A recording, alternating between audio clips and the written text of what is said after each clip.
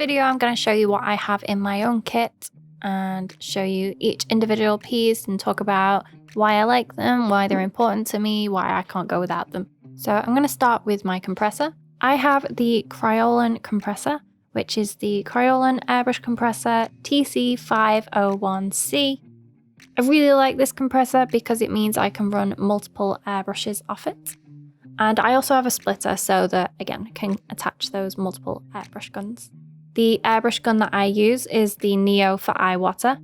The main reason I chose this one was because it had interchangeable cups. So I had the option of having a smaller cup or a larger cup for when I'm working on larger details, or versus when I'm working on, say, like airbrush makeup, for example. I won't need such a large cup for that. It's quite handy when I'm working with this airbrush gun and this compressor because I also have a pressure regulator. So this allows me to change the pressure that's coming out of the compressor, and it means that I can create different designs and techniques, something that I'll cover in a techniques video or a tutorial. Next, I have my cleaning pot. I can't really go anywhere without my cleaning pot now. I just used to use a plastic takeaway tub. So, you know, don't come for me if you're an expert, but when I first started out and I didn't have tons of money, I literally used a takeaway tub. So what I would do is I would stack up 2 takeaway tubs with 2 lids on top. I cut a hole in one of those lids and I would spray my gun inside the tub. And then when I was done, I put the other lid back on top of it. That's the only way I could kind of get around it when I didn't have enough money for a pot. So I also have a pipette and a brush that I take around with me. The pipette is just for adding water in, so it's quick and easy, and I'm not pouring in any bowls of water into the cup and getting the water everywhere. And the brush is just for mixing and cleaning. It doesn't have to be a fancy brush. I usually say something that's got synthetic hair on it, just to kind of clean out the insides or mix your paint together. Next up, I have a very small cleaning kit. It actually came with my cleaning pot. I think I got them both off Amazon. And it just has these little cleaning tools, which means I can get into all the tiny little cracks and crevices inside my airbrush gun. I don't think I've done a video yet on how to clean the inside of an airbrush gun, aside from breaking it down, but I definitely will be sure to do one. I have some spare filters for my cleaning pot. I only tend to change them out when they start to look really mucky. I know I should probably change them out more often.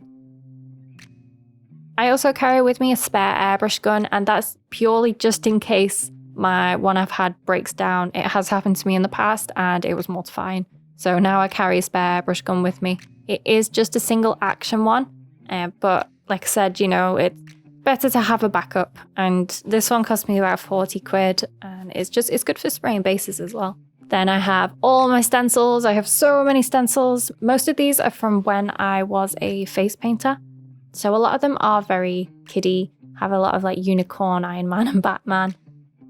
But to be fair, they're still handy because there's little things that are on them that I'll use in body paints for, say, like photo shoots. Always great when I'm breaking out my mermaid and unicorn stencils. I get my stencils from places like Hobbycraft or craft stores.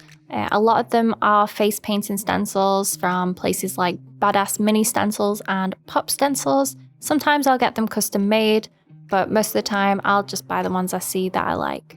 Usually you can get them on Amazon and eBay as well, so you can get packs of texture stencils and animal print stencils fairly cheap.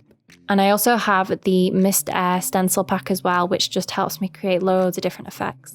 They are made out of Mylar plastic, which means they're reusable, so I can wipe them down when I'm done, I can disinfect them and reuse them on the next job. Sometimes I will make my own out of card or paper if I know they're only going to be like a one use, and I'll usually just draw out what I want and then cut it out with a craft knife. If you're interested, I will do a video on how to create one of those if you're unsure. Now I'm going to look at the paints that I carry in my kit. So recently I've been purchasing the Pro Air hybrid paints. These are more of an alcohol-based paint, so they're really good if you're doing anything that needs waterproof makeup or body art. They come in a wide range of colours, but at the moment I've only got a white, black, blue, red and silver because that's just what I needed for a shoot. I have worked with these paints in other places, on other jobs I've worked on, but for my own personal kit, because I don't use them too often, I just carry, the shades I need, and I tend to just buy them as I need them. The paints I use the most are the Mist Air Mist Effects paints. These are possibly my favourite paints at the moment, although I have tried lots of other ones as well, but I just feel like for me personally, they give me the best value for money. And I have a really nice range of colours, so I don't think there's many colours I don't have from this brand. Another brand I also use is Airbrush. Their watercolour body paints are really, really nice. And then I have a couple of these sets that Mist Air does. This is a silicone-based colour, and then I also have the Airbrush Silicone Thinner and Cleaner.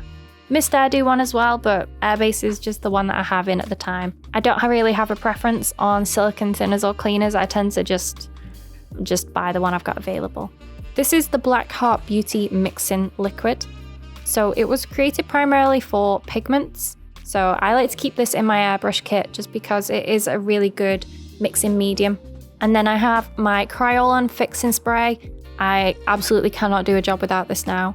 I think I discovered it back when I was in college, to be honest, so quite a few years ago now, but it's something that it just holds that makeup in place, the body paint. Even if it's a water-based body paint, I've found that when I spray this over, especially say like on the hands, it just keeps everything in place so well. Like I've had plenty of body paints where I've had to paint my hands and I've sprayed this over the top, and you still get a little bit of transfer because obviously your hands are hot and it does rub, but it stays on a hell of a lot longer than if I didn't put it on. So any areas like, say, like the armpits or the palms of the hands, inside of the elbows, back of the knees. So to accompany that spare airbrush gun, I also have another dual airbrush gun. So the one I showed you earlier was a single action. This one is a dual action. This is actually my very first airbrush gun. I still take it with me because there's absolutely nothing wrong with it, and I can't seem to give it up. So that's the Airbrush. And then I take a spare compressor with me. This doesn't have a pressure regulator gauge on it like my Kryolan compressor, but again, it's always safe to have a backup. I found that with airbrushes, they are quite temperamental. Some days they work absolutely perfectly. Some days it doesn't matter how much troubleshooting I do and, you know, how much cleaning I do. Some days I can't get them to work, you know, it's just one of those things. So having backups is always handy for me because then I can, you know, just drop all the stress and just be like, okay, it's fine, I'll just use my other one, it's fine. I am planning to buy more airbrush guns for my kit, so potentially a side fed or a siphon fed, just to add to my list of ever-growing airbrush collection. It really depends what you want to use your kit for as to what type of machine that you buy. I have got a video on airbrush machines and airbrush paints, which should help you choose what sort of things to buy for your kit.